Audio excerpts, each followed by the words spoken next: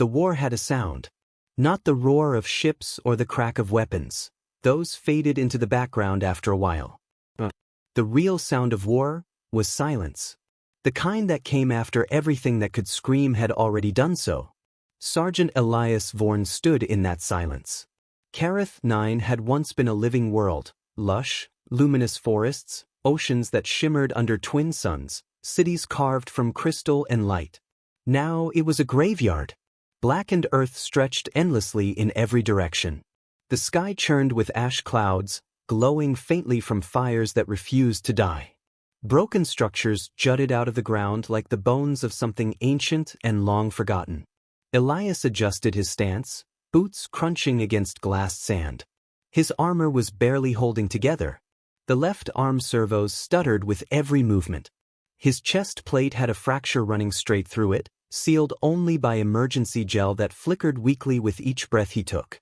His visor struggled to maintain clarity, data streams blinking in and out like a dying heartbeat. Vitals, unstable. Ammo, critical. Backup, non-existent. He was the last one. Figures, he muttered, voice distorted through cracked comms. The Kalari unit that had been advancing across this sector lay scattered around him now.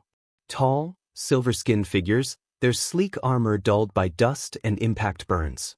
Even in death, they looked composed, like statues placed carefully across a battlefield that no longer cared. Elias had fought them for hours. Maybe longer. Time had a way of slipping through your fingers when survival became your only focus. He exhaled slowly, scanning the horizon. No movement. No signals. No orders. Just quiet. For a brief moment, he allowed himself to think it might be over. That maybe, just maybe, he'd outlasted the storm. A sound. So wrong. Elias froze. It wasn't mechanical. Not the hum of drones or the whine of targeting systems. It was a whimper. He turned slowly, instincts sharp despite exhaustion. There, half hidden behind a collapsed section of alien structure, something moved. Elias raised his weapon automatically, finger hovering near the trigger. The war had taught him one thing above all else. Hesitation gets you killed. He stepped forward, each movement careful, deliberate. The rubble shifted slightly. And then he saw her. A child. Elias stopped cold. She was small, barely reaching his waist. Her form was unmistakably Kalari, but softer, unformed. Where the warriors were sharp and imposing, she looked fragile. Her skin, normally radiant like liquid silver, was dimmed, flickering unevenly as if struggling to maintain its natural glow. Large, luminous eyes stared back at him, wide with fear. She clutched something tightly to her chest, some kind of small device or artifact, its faint light pulsing in sync with her trembling. Elias lowered his weapon. "That's not possible," he whispered. The Kalari didn't bring children to war zones. They were too strategic, too precise, too controlled. And yet, here she was. Alone. Terrified. Alive. The child flinched as he took another step closer, pressing herself back against the broken structure. A faint sound escaped her, half sob, half warning. Elias stopped immediately. Hey, he said, raising one hand slowly, palm open. "Easy. I'm not gonna hurt you." She didn't understand his words. But she understood tone, body language, intent. And right now, he wasn't pointing a weapon at her. That mattered. Elias crouched slightly, lowering himself to appear less imposing. "Yeah, this is new," he muttered under his breath. A human soldier. An alien child. Standing in the middle of a battlefield that had just finished trying to kill them both. For a moment, neither of them moved. The wind whispered across the ruins. Ash drifted through the air like falling snow. And then, a sharp, piercing tone screamed inside Elias's helmet. Warning, orbital strike detected. Impact, imminent. Evasion time, insufficient. Elias's entire body went rigid. "No," he breathed. His visor lit up in violent red, a trajectory line cutting straight through the sky. And ended right where they stood. The child noticed the change instantly.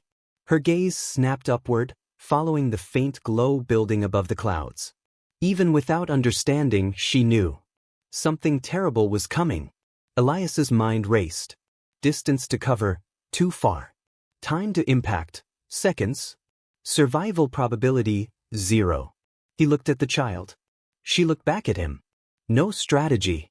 No orders. No time. Just a choice. A simple one. The kind humans had been making long before they ever left their homeworld. Elias exhaled once. Steady. Final. Yeah, he said quietly. Guess that's how this ends. The sky above them cracked open, energy gathering, screaming as it tore through atmosphere. The child froze, unable to move. Elias didn't hesitate. He lunged forward. Elias moved before the thought could fully form. Instinct. Not training. Not orders. Something older than war. He crossed the distance in a single motion, boots scraping against shattered ground as his failing armor screamed in protest. The child didn't run. She couldn't. Fear had locked her in place. So he reached her and pulled her in. Her body was impossibly light as he wrapped one arm around her, dragging her close to his chest. With the other, he turned, twisting his body so that his back faced the sky. Shield. Always shield. He dropped to one knee, curling around her, pulling her tighter into the space between his chest plate and what remained of his arm guards. His body folded instinctively, forming a barrier of flesh, metal, and will. The warning alarms in his helmet became a constant scream. Impact in 3, 2. Elias tightened his grip.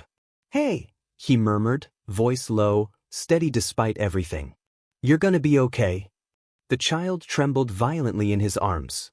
Her small hands clutched at his damaged armor, fingers digging into the fractured plating as if she understood, somehow, that this was all that stood between her and the end.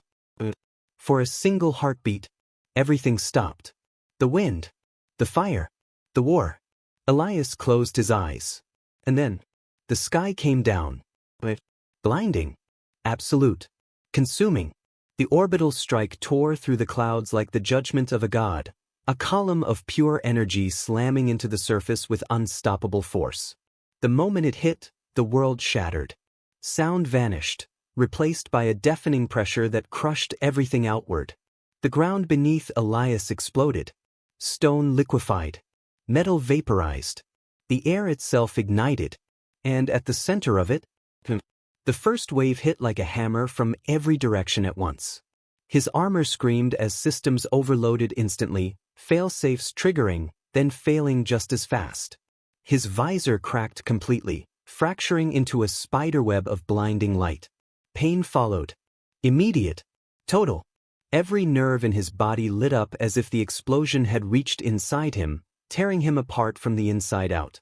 The suit's dampeners tried to compensate, but there was too much energy, too fast. It burned. It burned. But he didn't move. Didn't loosen his grip.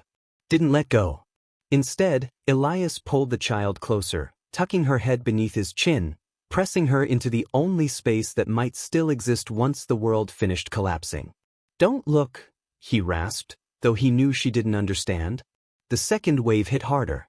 A shock wave that tore through the battlefield, flattening everything in its path. Structures that had stood for centuries disintegrated instantly, reduced to dust and memory. The force slammed into his back. Armor plates ripped free. The emergency gel across his chest evaporated. Heat surged through him, searing through layers of protection as if they weren't even there. His suit went dark. One system after another failing. Life support, offline. Armor integrity, critical. Neural link, disconnected. Elias gasped, but no sound came out. There was no air left to carry it. Only pressure. Only fire. Only the weight of something far beyond anything a human was ever meant to endure. His body began to give. Muscles tearing under the strain. Bones groaning beneath forces they weren't built to withstand. His grip faltered for just a fraction of a second. And he tightened it again. Not yet. Not her.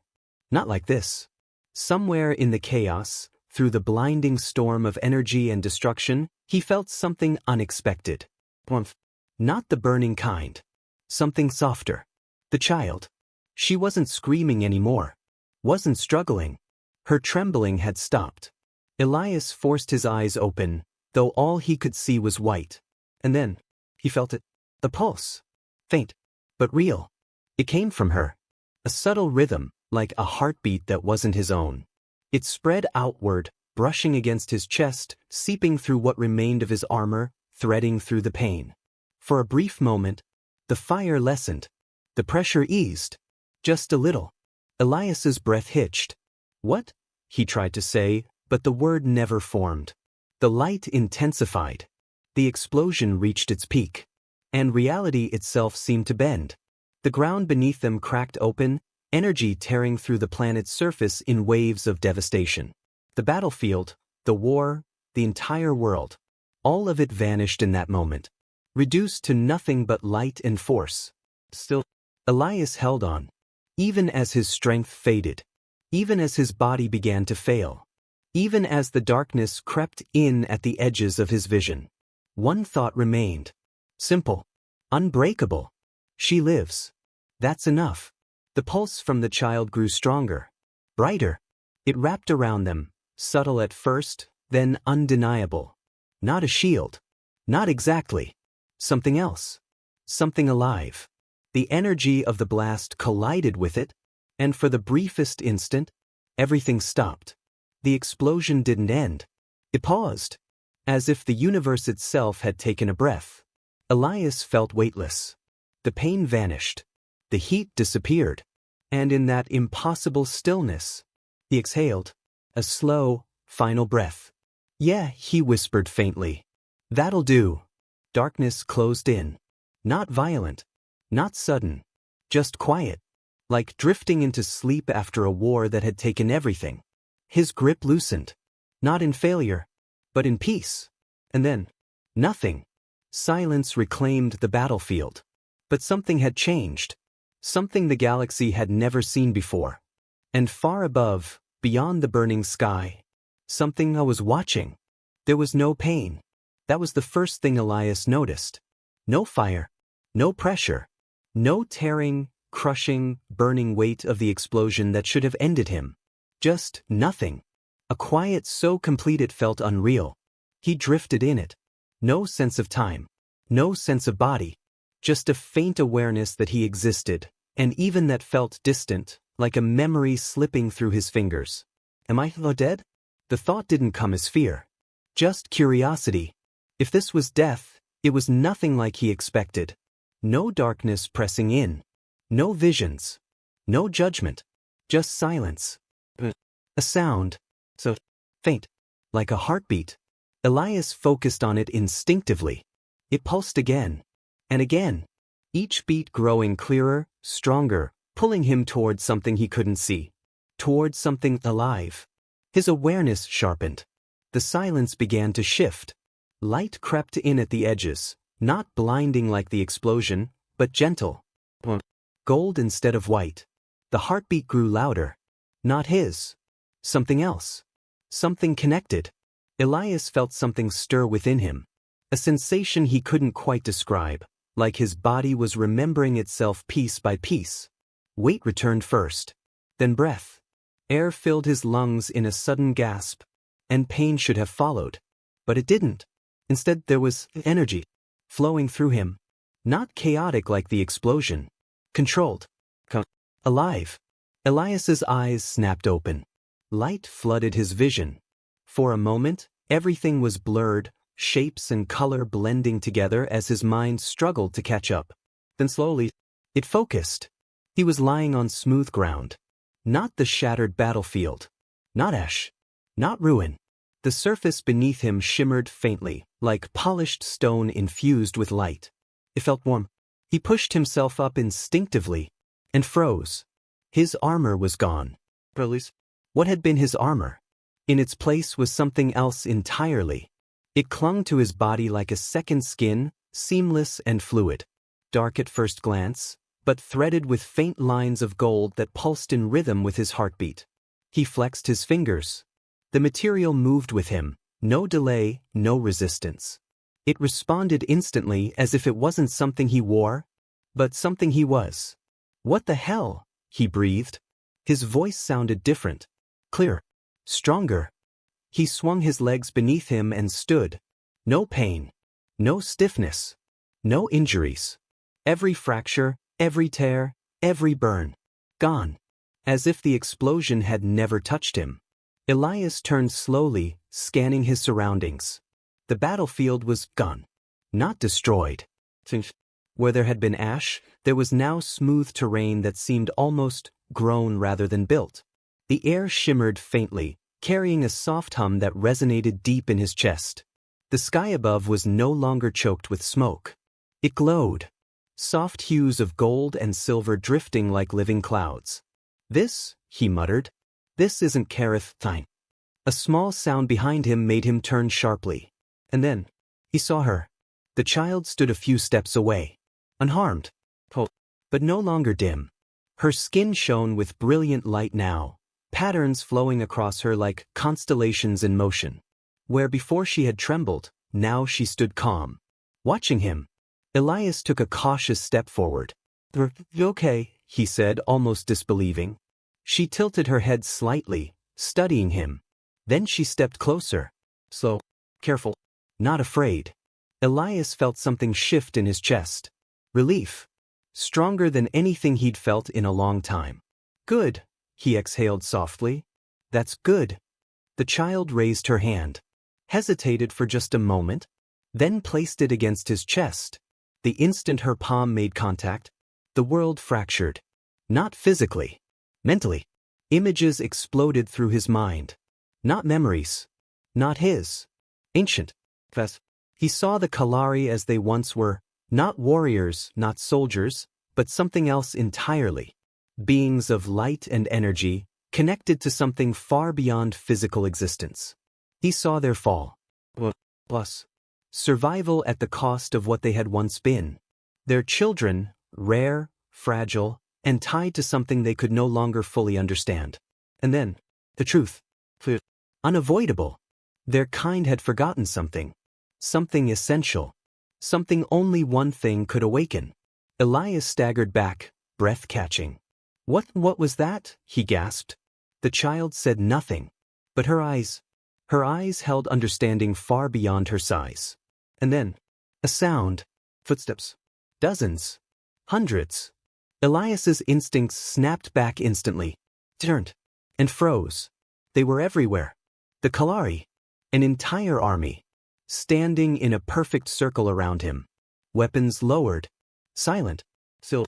Elias tensed, ready for anything. Okay, he muttered under his breath. Now we're back to normal. The nearest soldier moved. Then another. And another. In perfect unison. They dropped to one knee. Elias blinked. What? The motion spread outward like a wave. Hundreds of warriors. All kneeling. Heads bowed. No aggression. No hostility. Only reverence.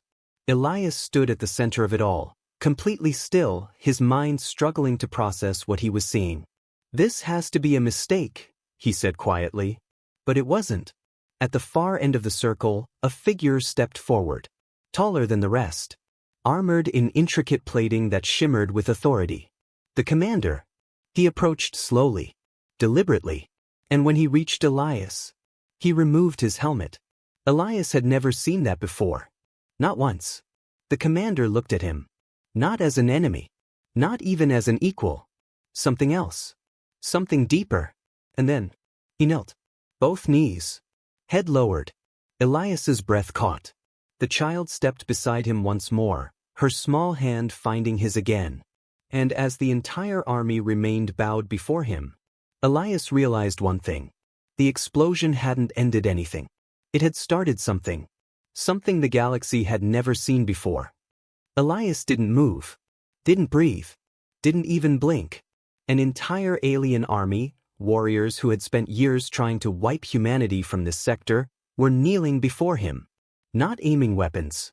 Not surrounding him to capture. Kneeling. No, he muttered under his breath.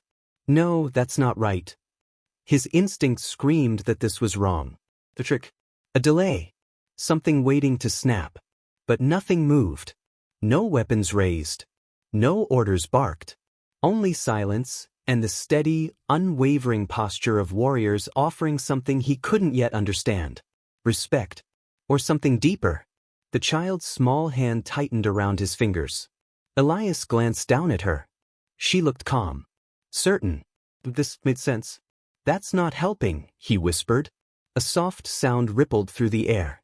Not quite a voice. Not quite a signal. His suit reacted. The golden lines threading through it pulsed brighter, spreading across his chest and arms in slow, rhythmic waves. A faint hum built around him, resonating with something unseen. Elias tensed. I don't like that. The child looked up at him. And then, she spoke. Not with sound, but with something else. The moment her hand pressed more firmly into his, the world tilted again, not violently like before, but smoothly, like stepping into a current you hadn't noticed until it carried you. And suddenly, he understood. Not everything, but enough. The Kalari weren't bowing to him. Not exactly. They were bowing to what he had done.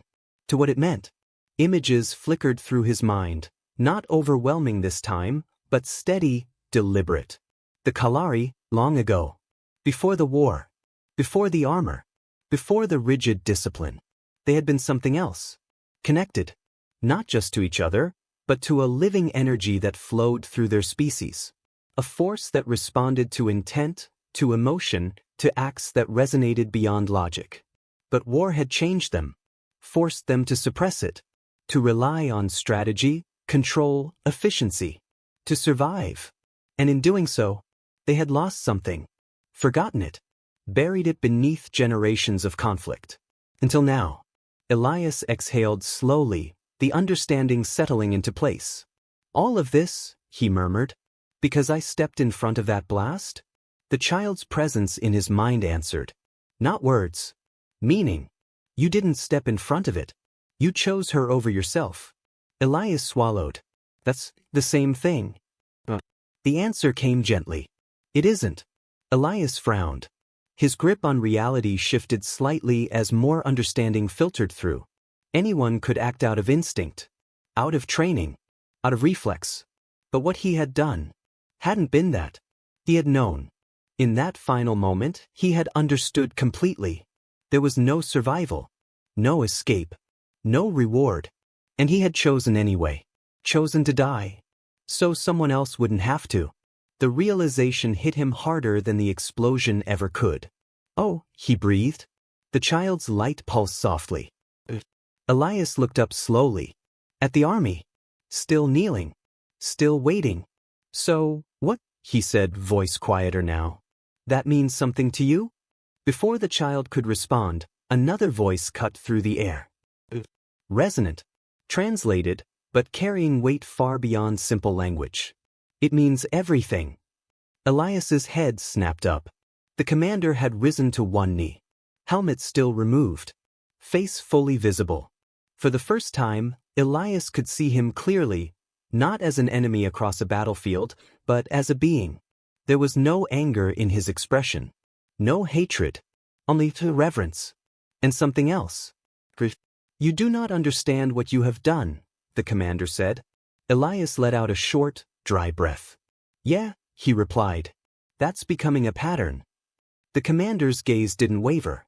For generations we have fought to survive. To endure. To outthink and outlast every threat we faced. He paused. And in doing so, we forgot what made us more than survivors. Elias tilted his head slightly. And that is. The commander's eyes shifted briefly, to the child. Then back to Elias. Sacrifice, he said simply. The words settled heavily in the air. We became efficient, the commander continued. Precise. Calculated. His voice lowered slightly.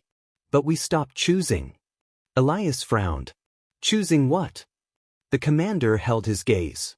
To give everything when there is nothing to gain. Silence followed. Elias let that sit for a moment.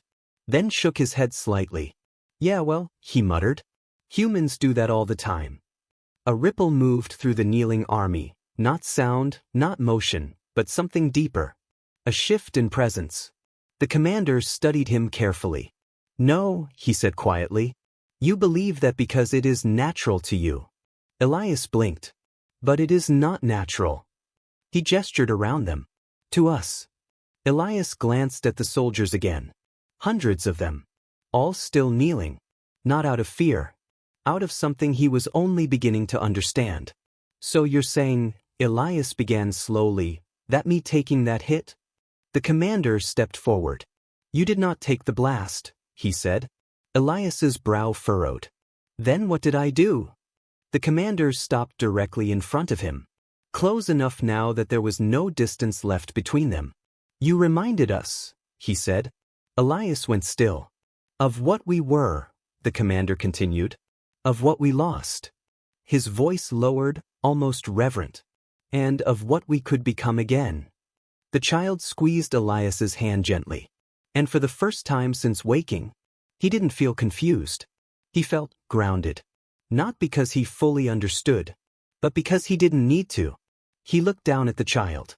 You're safe, he said quietly. She nodded. That was enough. Elias looked back at the commander. So what now? The commander straightened slowly. The entire army remained kneeling. Waiting. For us, the commander said, everything has changed. He met Elias's eyes. For you. He paused. Everything is just beginning. Elias let out a breath. Yeah, he muttered. That sounds about right. Around them, the air shimmered again. The energy. The presence. Stronger now. Awake. And for the first time, the Kalari weren't the only ones who felt it. Elias did too. And deep down, he knew.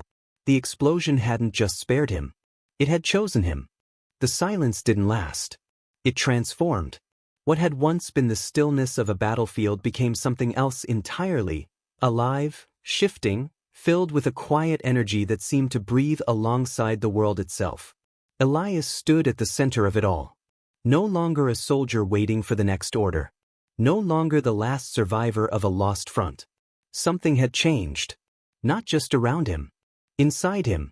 The golden lines beneath his skin, no, within whatever this new form was, pulsed softly, steady as a heartbeat. He could feel them now, not as something foreign, but as something connected. To the air. To the ground. To the beings kneeling before him. He exhaled slowly. Still weird, he muttered. The child beside him let out a faint sound, almost like a laugh. Elias glanced down. She looked brighter now. Not just in light, but in presence. The fear that had once clung to her was gone, replaced by something calm. Certain. That word settled in his mind. He nodded slightly. Good, he said under his breath. That's what matters. Behind them, movement finally broke the stillness. The Kalari army rose. Not all at once. Row by row. A wave of motion that spread outward from the commander, each soldier standing with deliberate precision, but none of them reaching for their weapons. None of them looking at him as an enemy. Elias turned to face them fully. "Okay," he said. "That's slightly less intimidating." The commander stepped forward again. Helmet still removed. That alone told Elias everything he needed to know. This wasn't a battlefield anymore. Not to them. "To answer your question," the commander said, voice steady, "what happens now?" He paused. "Is something we have not faced in many generations." Elias folded his arms instinctively. "Let me guess," he said. "Big change. Whole new direction. Possibly involves me whether I like it or not." The commander's expression didn't change. "Yes." Elias sighed. "Of course it does." A faint ripple of something, almost amusement, passed through the nearest soldiers. The child stepped slightly in front of Elias now, turning toward the commander. For the first time, she spoke aloud. Her voice was soft, musical, unfamiliar, and yet, Elias understood it. Not through translation. Through connection. "He is the one," she said simply. The words landed with weight. Not dramatic. Not loud. But absolute. The commander lowered his head slightly. "We know." Elias blinked. Hold on," he said, raising a hand. "The one what exactly?" The child looked back at him. Her glowing eyes met his. And again, Understanding flowed. Not overwhelming this time. Focused. He saw what the Kalari saw. Not just him, but what he represented. A being willing to stand in the face of certain death. Not for victory, not for strategy, not for survival, but for someone else. A choice made with nothing to gain. A line drawn that even the end of everything couldn't erase. Elias swallowed. You've got to be kidding me.